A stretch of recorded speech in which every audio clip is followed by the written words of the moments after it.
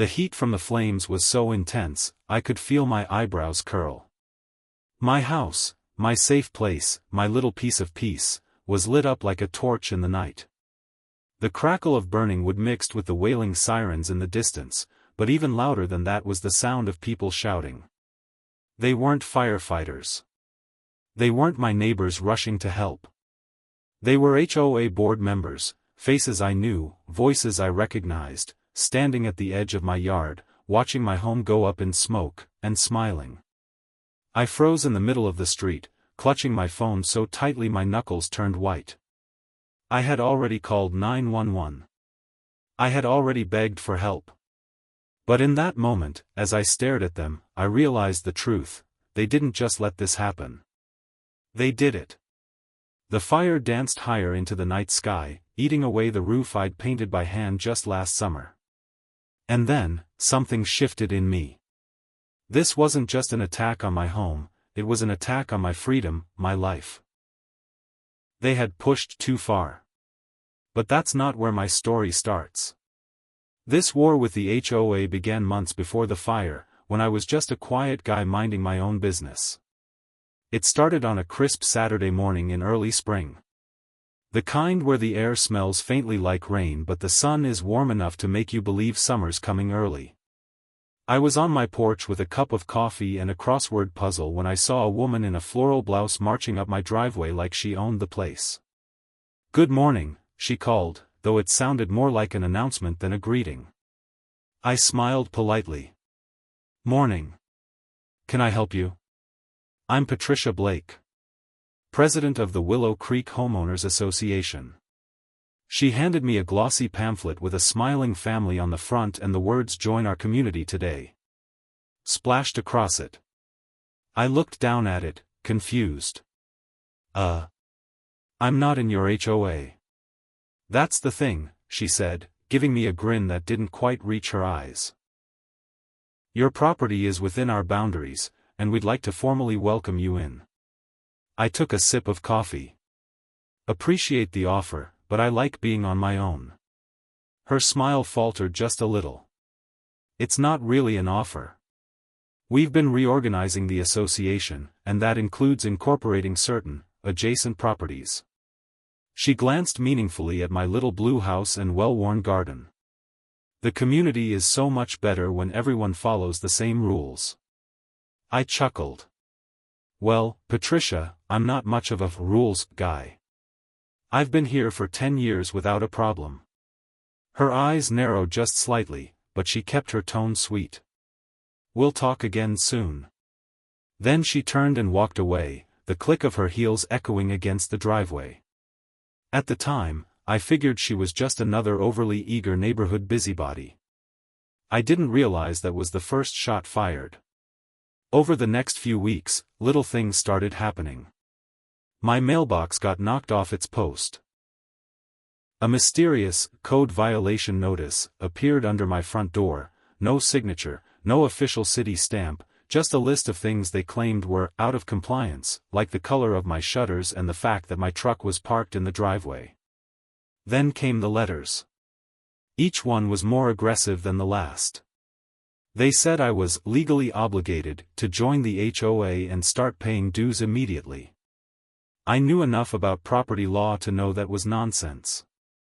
My home had never been part of their association. But they didn't stop. Still, life wasn't all bad during that time. My next-door neighbor, Tom, was one of the good ones. Retired firefighter, widower, and the kind of guy who'd bring you fresh tomatoes from his garden just because. One evening, I told him about the letters, and he shook his head. "Patricia's been trying to grab more power for years," he said.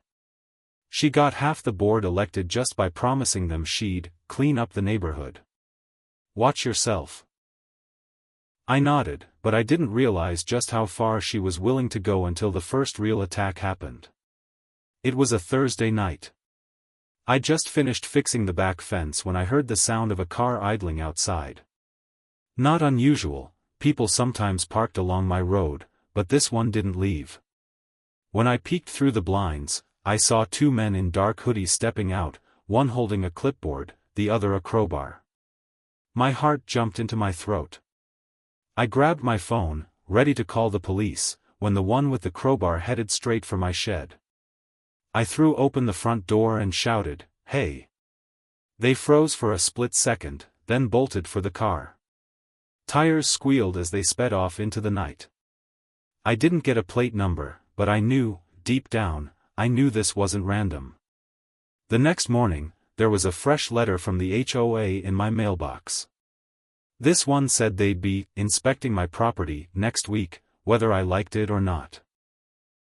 I didn't know it yet, but that was the night everything started to spiral. And the next thing they did? That was the moment I knew they'd stopped playing games. The inspection never happened. At least, not the way you'd expect it to.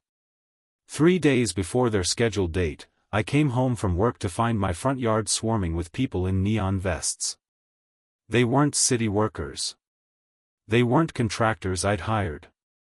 They were HOA board members and a couple of people I didn't recognize, probably friends they'd roped in. Without asking, they were ripping out my garden. My rose bushes, the ones I'd been tending for years, were piled up in the bed of a pickup truck. My birdbath was toppled over. Even the little wooden bench Tom had built for me last summer was gone. "Hey! What do you think you're doing?" I shouted, running up the walkway. Patricia turned from where she was pointing at my shutters. "We're removing non-compliant landscaping," she said, like she was telling me the weather. "Your yard has to match community standards." I could barely believe what I was hearing. "This isn't your community. This is my property."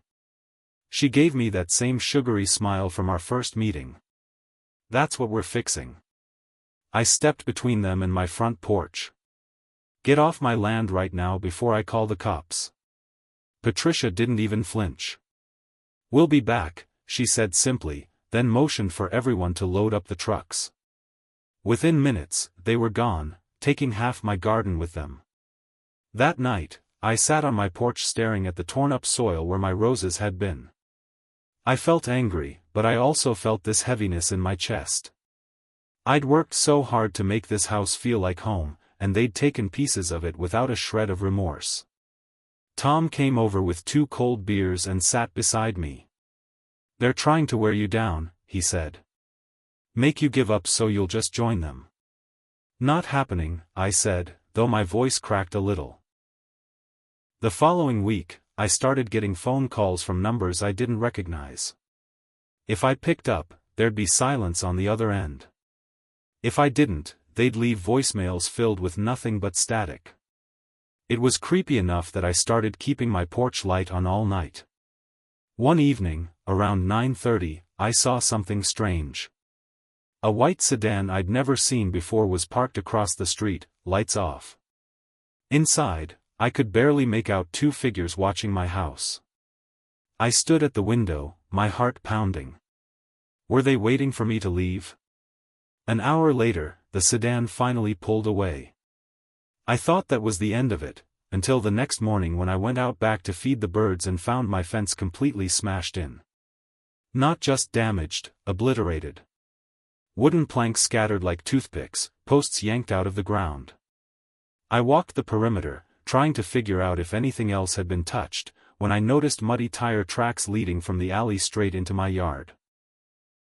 Whoever it was had driven through my fence. I reported it to the sheriff's office, but without witnesses or security footage, there wasn't much they could do. For a few days after that, things went quiet. Almost too quiet. I started to wonder if maybe they'd finally gotten bored. Maybe they'd move on to bothering someone else. Then came the night that made it crystal clear they weren't going to stop.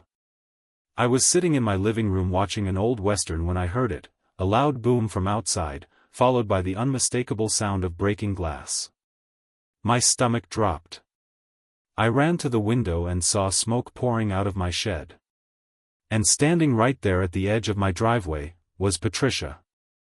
She was holding something in her hand, and when our eyes met, she smiled. I didn't even think, I just bolted out the front door, my bare feet hitting the gravel hard as I ran toward the shed. The heat hit me like a wall before I even reached it, the smell of burning wood and gasoline clawing at my throat. I grabbed the old garden hose, fumbling with the nozzle, but the water pressure was a pathetic trickle against the growing flames. Patricia didn't move. She just stood there in the glow of the fire, the small silver lighter in her hand glinting under the porch light. My voice cracked with rage. "What the hell is wrong with you?" She tilted her head slightly, almost curious. "You can't fight progress forever, John. Sometimes things have to be removed." Before I could rush her, she turned and walked calmly down the street, vanishing into the shadows like she hadn't just committed arson right in front of me. I managed to keep the fire from spreading to the house, but the shed, my workshop, was gone. All my tools, the woodworking projects I'd been making for friends, the shelves my late father had built with me when I first moved in, they were nothing but charred scraps. The fire department came, took some notes, and promised an investigator would follow up. But the whole time, my gut screamed that this was just another step in whatever twisted game Patricia was playing. The next day, Tom came over again, bringing coffee and that calm presence only a man who's seen too many fires can bring.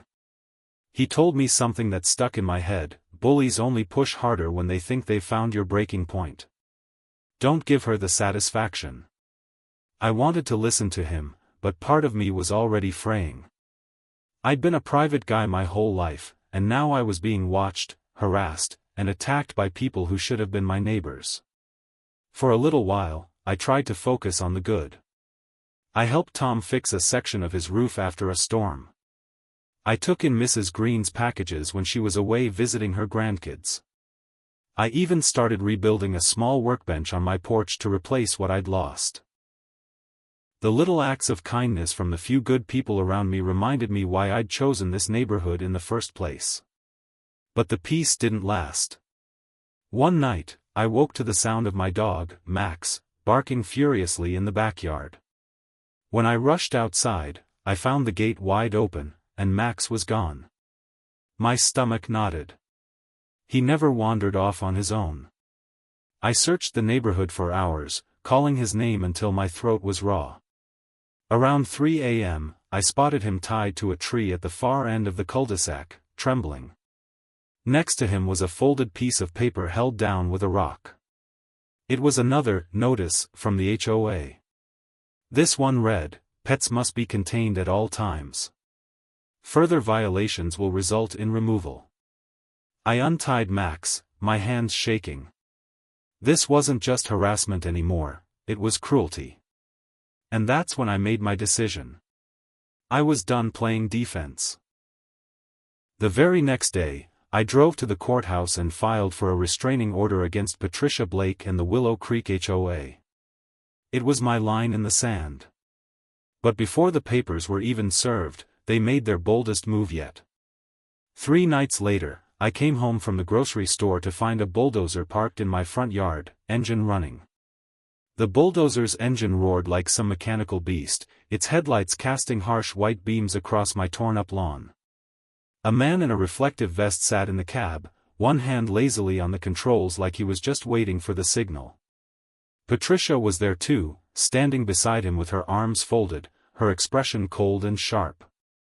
"We're clearing out the property," she said, loud enough to be heard over the machine. "Unsafe structures. Non-compliant installations. You've had your warnings."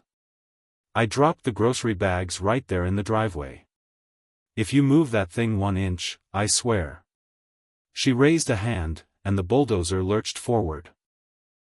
I sprinted across the yard and planted myself directly in front of it, heart pounding so hard I could feel it in my ears. The blade was less than 10 feet away, the engine rumbling deep in my chest. "You'll have to run me over first," I shouted. For a tense moment, everything froze, the driver's hand hovering over the controls, Patricia's eyes locked on mine, and my legs feeling like they might give out any second. Then the driver shut off the engine. Without a word, he climbed down and walked away, leaving the bulldozer sitting there like some silent threat. Patricia didn't say a word either. She just smirked, turned on her heel, and left. I should have felt victorious, but I knew it wasn't over. If anything, it was just another warning shot. Later that night, I was at Tom's kitchen table, nursing a cup of coffee while he paced the floor. "You can't keep waiting for them to make the next move," he said. "You've got to get ahead of this. Make it so they can't touch you." "I've already filed for a restraining order," I reminded him. "That's paper. People like Patricia? They don't care about paper." I didn't sleep much that night, and when I did drift off, I kept seeing the bulldozer's headlights burning into my eyes. The following week was strangely quiet. No mysterious calls, no letters, no prowlers lurking outside. For a second, I let myself hope that maybe they'd backed off because they were afraid of legal trouble. But then, one sunny afternoon, I came home from running errands and noticed something off about the front door. The lock was scratched, deep, jagged marks like someone had tried to force it. I stepped inside, every nerve in my body on high alert. The house looked normal at first glance, until I reached the living room. Every framed photo on the wall had been smashed. My father's old watch, the one I kept on the mantel, was gone. I stood there in the middle of the wreckage, my hands shaking, when my phone buzzed. Unknown number. Against my better judgment, I answered. A woman's voice, low and smug, said, "If you won't join us, we'll take everything you have." Then the line went dead. And that was the moment I knew, this wasn't going to stop until someone got hurt. 2 nights later, that someone turned out to be me. I was walking Max along the sidewalk when I saw the sudden glare of headlights. A car shot out from a side street and swerved straight toward us. The screech of tires tore through the quiet night. I yanked Max's leash so hard he yelped, pulling us both into the patchy grass beside the sidewalk just as the car roared past, missing us by inches. The blast of wind from its speed stung my face, and my heart was pounding so violently I thought I might pass out. The car didn't slow. No brake lights, no hesitation. It disappeared into the darkness like it hadn't just tried to mow us down. I stood there in the glow of the streetlight, clutching Max to my chest, shaking so badly I could barely breathe. This wasn't intimidation anymore, this was attempted murder. I ran home, bolted the doors, and sat in the living room with a baseball bat across my lap. My mind kept replaying the sound of those tires skidding on the asphalt, the way the headlights locked on me like a predator locking on its prey. The next morning, I went to the sheriff's office. I told them everything: Patricia, the harassment, the shed fire, the bulldozer, the break-in, and now the car. The deputy's expression hardened with every detail I gave. "You need to start documenting every single incident," he said. "Times, dates, photos, everything. And don't go anywhere alone." It felt like the only safe space left was my house, but even that didn't feel like much of a shield anymore. I installed cameras around the property, reinforced the locks, and even added motion sensor lights. Tom came over and helped me put up a taller fence in the backyard. For a couple of days, it almost felt like I was regaining control. Then, as if the universe wanted to remind me that peace was temporary, I came home one afternoon to find a large manila envelope taped to my front door. Inside was a typed letter on HOA letterhead. "Final notice: you are in violation of community bylaws. Immediate compliance required." Attached was a list of demands that made my blood boil: repaint the house a neutral color, remove my truck from the driveway, get rid of Max, and, most insulting of all, sign the membership agreement and start paying dues. The last line read, "Failure to comply will result in escalated action." I crumpled the letter in my fist. My first thought was to march over to Patricia's house and shove it right in her mailbox, but I stopped myself. That's what she wanted, for me to lose my temper and make a mistake she could use against me. Instead, I called a lawyer. I found one who specialized in HOA abuse cases, a sharp-tongued woman named Sandra who didn't flinch at a single detail I told her. "Sounds like they're digging themselves a hole," she said. and we're going to bury them in it. For the next week, Sandra and I worked on building the case, compiling every photo, video, and report I had. She even got statements from Tom and a couple of other neighbors who'd witnessed some of the harassment. It was the first time in months I felt like I might actually win. But then came the night I'll never forget. I woke to the smell of smoke. Not the faint scent of someone's fireplace, but thick, choking smoke that clawed at my lungs. I jumped out of bed and ran to the hallway, and saw orange light flickering across the walls. My house was on fire. The heat slammed into me before the panic even had time to set in. Flames were crawling up the walls of my living room, devouring the curtains, licking at the ceiling like they'd been waiting for this moment. Somewhere behind the crackling, I could hear glass shattering, windows bursting under the heat. "Max!" I shouted, my voice hoarse already. His barking came from the bedroom. I bolted down the hallway, coughing, my eyes streaming from the smoke. He was hiding under the bed, shaking so badly I could feel it when I scooped him up. The front door was blocked by flames, so I ran for the kitchen and kicked open the back door. The cold night air hit me like a slap, and for a split second, I thought we'd made it. But then, through the swirling smoke, I saw them. 3 figures standing at the edge of my yard. Patricia was in the middle. Even in the glow of the fire, her expression was unreadable, calm, almost smug. One of the men beside her was holding a red gas can. I stumbled into the yard, Max squirming in my arms, fury boiling in my chest. "You're insane!" I screamed. "You're going to jail for this." Patricia just tilted her head. "You should have joined us, John. You could have made this so much easier." The fire department sirens wailed in the distance, growing louder by the second. The men with her turned and bolted into the darkness, but Patricia stayed, watching me like I was a bug under glass. Then, just as the first fire truck rounded the corner, she slipped away into the night. I spent the rest of that night wrapped in a blanket on the curb, Max pressed against me, watching my home, the place I'd poured 10 years of my life into, collapse into a smoldering ruin. The fire marshal confirmed what I already knew: it was arson. And with the restraining order already filed, the history of harassment, and the witness statements from neighbors, Sandra told me we had more than enough to go after them. The lawsuit was brutal. Patricia tried everything, lying, bringing in fake witnesses, even claiming I had set the fire for insurance money. But the evidence was too strong. The security camera I'd installed by the shed weeks earlier had caught them creeping around the side of my house that night, gas cans in hand. When the verdict came in, it was like the weight of the last few months finally lifted off my shoulders. The jury found Patricia and the HOA liable for harassment, destruction of property, and arson. They were ordered to pay damages so high it would bankrupt the association. Patricia herself faced criminal charges and walked out of that courtroom in handcuffs.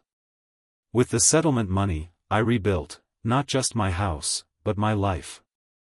I made sure Tom and the few good neighbors who'd stood by me were taken care of.